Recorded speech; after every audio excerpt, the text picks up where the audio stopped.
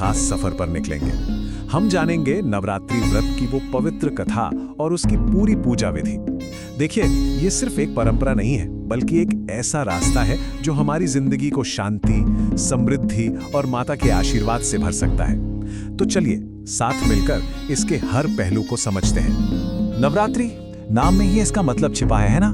9 पवित्र रातें, और ये सिर्फ कोई त्योहार नहीं है, बल्कि एक बहुत ही सुनहरा मौका है खुद को माँ दुर्गा की कृपा से जोड़ने का। सच मानिए, इन 9 रातों में जो भक्ति की जाती है ना, वो हमारे जिंदगी में एक नई पॉजिटिव एनर्जी और सच्ची खुशी लेकर आती है। तो अब सवाल ये उठता है कि इस व्रत को पूरी श्रद्धा से करने से पहले क्या हमें ये नहीं जानना चाहिए कि इसकी शुरुआत हुई कहाँ से?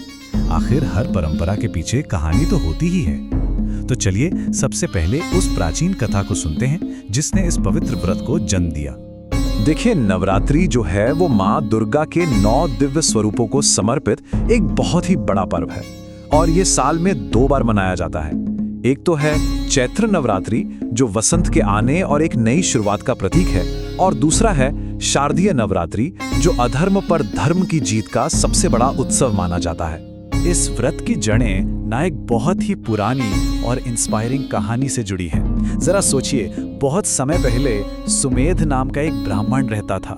वो बहुत धर्मपरायण था और माँ दुर्गा का तो बहुत ही बड़ा भक्त था, लेकिन उसकी जिंदगी गरीबी और मुश्किलों से भरी हुई थी।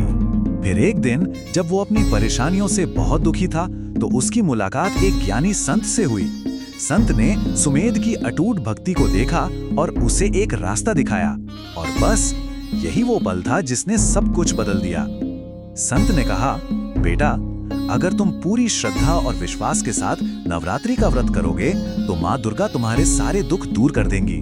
सुमेध ने संत की बातों पर पूरा भरोसा किया और 9 दिनों तक पूरी लगन और तपस्या के साथ व्रत रखा। उसकी भक्ति इतनी सच्ची थी कि 9वें दिन देवी माँ खुद उसके सामने प्रकट हो गईं। माँ के आशीर्वाद से सुमेध की जिंदगी का सारा अंधेरा, सारी गरीबी हमेशा के लिए मिट गई, और बस उसी दिन से नवरात्रि व्रत की ये पवित्र परंपरा हम सब के लिए एक वरदान बन गई। अच्छा, तो इन 9 पवित्र रातों में हम पूजा आखिर किन की करते हैं? हर एक दिन माँ दुर्गा के एक खास और शक्तिशाली रूप को समर्पित है, और हर रूप उनकी एक अलग दिव्य शक्ति का प्रतीक है। चलिए अब उनके इन स्वरूपों के बारे में जानते हैं। नवरात्रि का हर दिन एक नई एनर्जी लेकर आता है।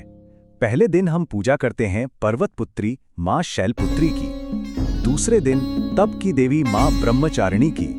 फिर आती हैं माँ चंद्रघंटा, जो शांति देती हैं। माँ कूष्मांडा, जिन्होंने ब्रह्मांड को बनाया। ममता से भरी स्कंद माता।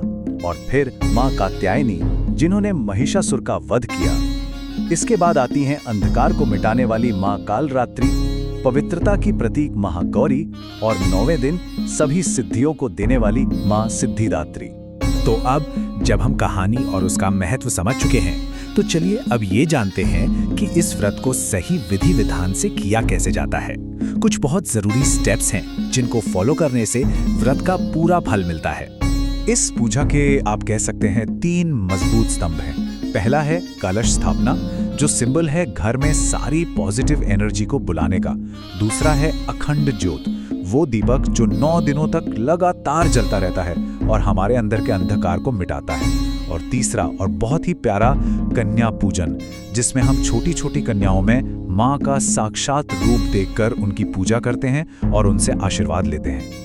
इन मुख्य रिचुअल्स के अलावा व्रत को सफल बनाने के लिए कुछ नियम भी हैं, और ये नियम सिर्फ डिसिप्लिन के लिए नहीं हैं, बल्कि ये हमारे तन और मन दोनों को शुद्ध करने के लिए हैं, ताकि हमारी भक्ति और भी गहरी हो सके।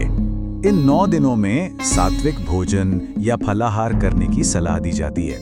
इससे क्या होता है, शरीर शुद्ध रहता है और पूजा में मन अच्छे से लगता है।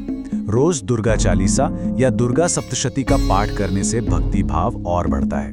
लेकिन सबसे जरूरी नियम है मन की शुद्धि, मतलब झूठ, गुस्सा और हर तरह के नेगेटिव थॉट्स से दूर रहना। तभी तो हमारी प्रार्थना सीधे माँ तक पहुंचेगी, है ना? और अब आते हैं सबसे जरूरी सवाल पर कि इतनी श्रद्धा और भक्ति से जो व्रत हम रखते हैं, उसका फल क्या मिलता है। चलिए अब जानते हैं कि ये व्रत हमें स्पिरिचुअली और पर्सनली क्या क्या देता है।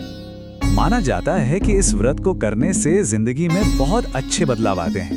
ये हमारे जीवन में सुख और मन की शांति तो लाता ही है, साथ ही ये हमारी हर मुश्किल को दूर करता है। कहते हैं सच्ची मनोकामनाएं पूरी होती हैं और अपना घर एक मंदिर की तरह पॉजिटिव एनर्जी से भर जाता है। तो आखिर में एक सवाल हमारे मन में आता है कि आज की इस भाग दौड़ भरी जिंदगी में भक्ति और अनुशासन की ये सदियों पुरानी परंपरा हमारे लिए क्या मतलब रखती है? ये एक ऐसा सवाल है जिसका जवाब शायद हम सभी को अपने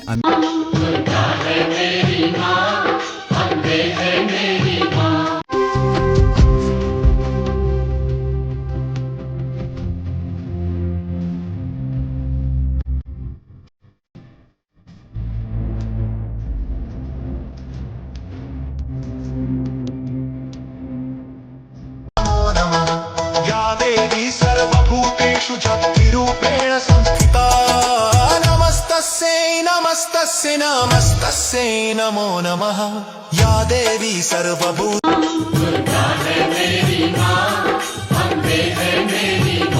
बोलो जय माता की जय, बोलो जय माता की जय, जो भी दर पे आए वो खाली ना जाए, सबके काम है करती, सबके दुख ये हरती।